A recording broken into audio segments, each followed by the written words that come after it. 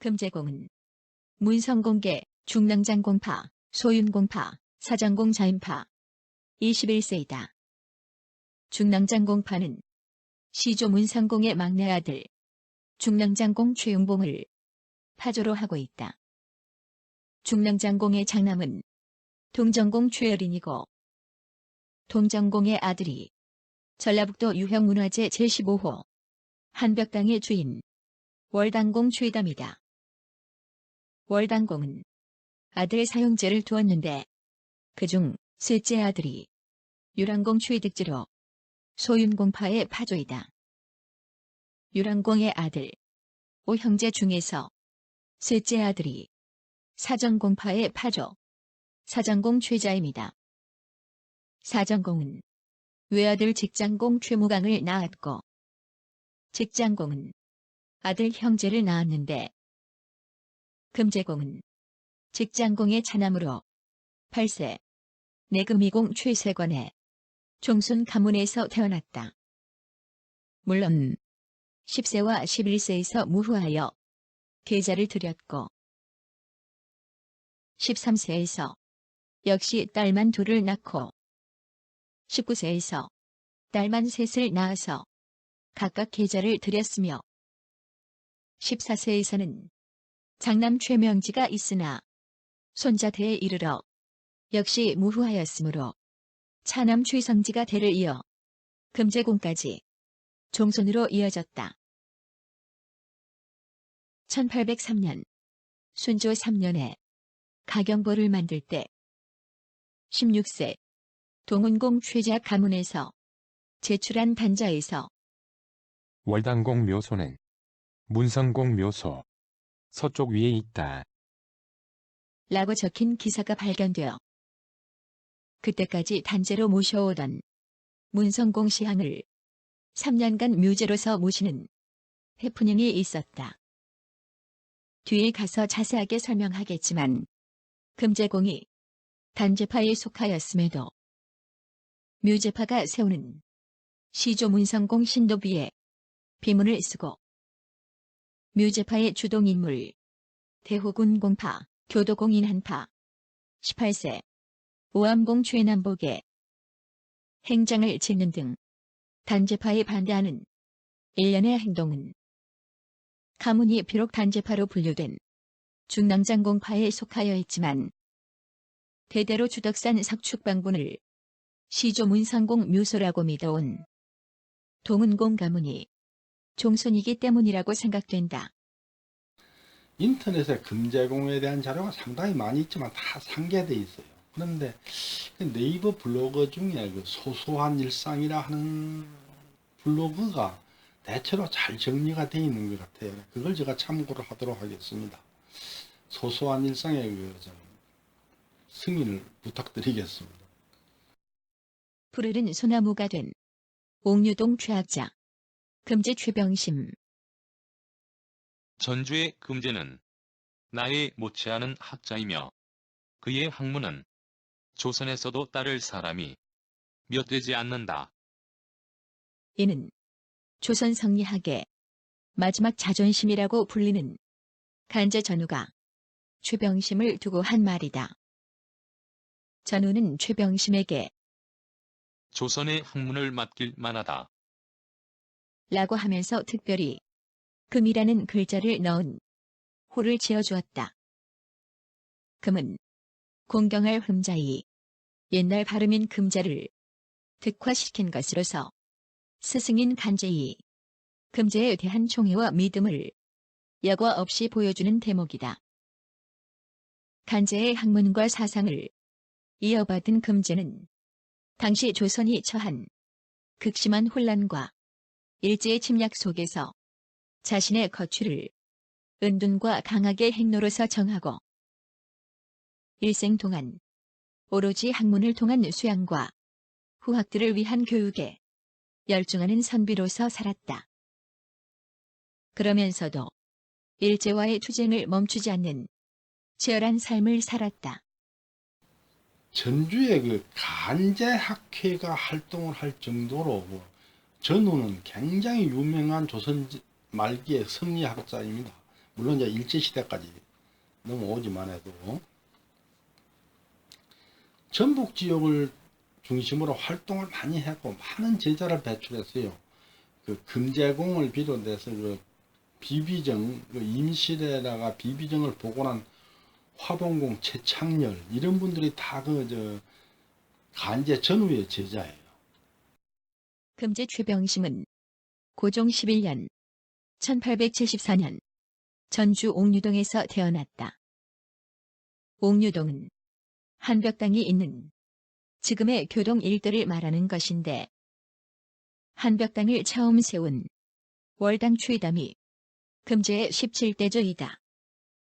그는 24세가 되던 해인 1897년 간제 전우에게 나아가 수학하였고 1901년 옥류동으로 돌아와 서당을 열어 옥류정서라고 이름 짓고 후학들을 지도하기 시작하였다. 그는 나라를 잠시 빼앗기더라도 살아나갈 수는 있지만 진리를 잃어버리면 나라는 물론 사람으로서 삶 자체가 불가능하다고 판단하였다. 후세를 위해 교육을 하는 것을 자신에게 주어진 직무라고 여겼고 이는 스승인 간제의 간곡한 부탁이기도 하였다. 1910년 경술국지 소식을 들은 금제는 오목대에 올라가 대성통곡을 한 후 7일 동안 단식하였다. 이때부터 그는 평생 옥류동을 벗어나지 않았다. 그가 옥류동 밖을 나서지 않자 그를 따르는 문화생은 물론 전국에서 몰려온 선비들이 옥류동으로 모여들었다. 한벽당 일대가 금제를 따르는 선비들로 붐비면서 지금의 전주 한옥마을이 형성되기 시작한 것이다. 마을은 이내 선비들이 그를 읽는 장소이며 정치 토론의 장이 되었고 또한 조국의 미래를 이끌어 나갈 후학들을 길러내는 학교의 역할을 하게 되었다. 이것은 일제 침략에 대한 소리 없는 저항이었고 치열한 투쟁이었다. 그 중심에 바로 금제 최병심이 있었다. 블로그 그 소소한 일상은 금제공이 옥류동에서 태어났다라고 주장을 하는데 그걸 뭘 근거로 하는 말인지 모르겠어요. 근데 제가 볼 때 옥류동에서 태어났는지는 모르겠으나 하여튼 전주에서 태어난 것은 맞는 것 같아요. 또 블로그는 그 월당공 유협이 주변에 그 암각서를 2, 3만이가 새긴 거다 이렇게 주장하는데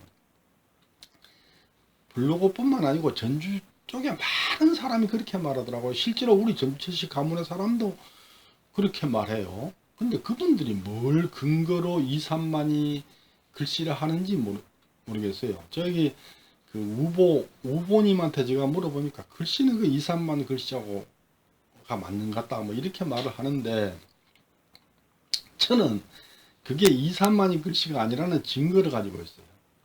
모르죠? 지금 그 눈으로 보이는 그게 2, 3만이가 지금 글씨고 그거 말고 또 같은 글이 옆에 따로 있었는지 그건 제가 모르겠어요. 그러니까 지금 현재 우리가 눈에 보이는 거는 2, 3만이가 쓴 건데 2, 3만이 말고 그 이전에 이미 다른 글씨가 있는 걸 보고 2, 3만이가 적었다. 그런다면 제가 할 말이 없어요.